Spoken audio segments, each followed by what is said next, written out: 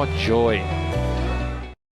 টেস্টে বাংলাদেশের জয়ের সংখ্যা খুব বেশি না, তবে এবার পাকিস্তানকে যেভাবে তাদের নিজেদের মাটিতে নাস্তানাবুদ করেছে বাংলাদেশ, তেমনটা মাত্র দ্বিতীয়বার করল টাইগার ক্রিকেটাররা।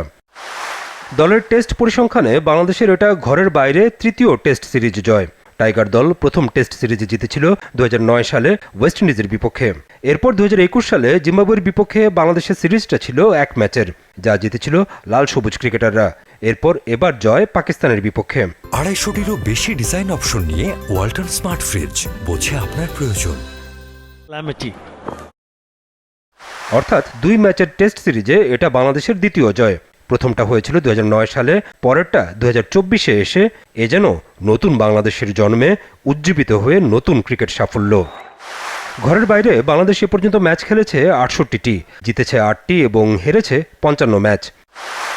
অ্যাওয়ে ভেন্যুতে বাংলাদেশের সবচেয়ে বেশি 6টি টেস্ট সিরিজ খেলেছে শ্রীলঙ্কার বিপক্ষে, যেখানে কেবল একবারই সিরিজ ড্র করেছিল টাইগাররা 2017 সালে।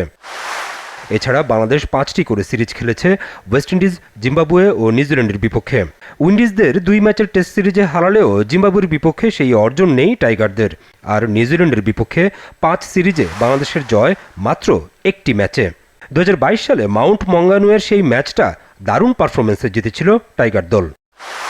এর বাইরে বাংলাদেশ ঘরের বাইরে টেস্ট সিরিজ খেলেছে দক্ষিণ আফ্রিকার বিপক্ষে 4টি, পাকিস্তানের বিপক্ষে এবছরেরটা সহ 3টি, ইংল্যান্ড ও ভারতের বিপক্ষে 2টি এবং অস্ট্রেলিয়া সফরে 1টি সিরিজ। এই তালিকায় পাকিস্তানের এবারের সিরিজ বাদে আর কোনো প্রতিপক্ষের বিপক্ষেই টেস্ট জয়ের সাফল্য নেই বাংলাদেশ ক্রিকেট দলের।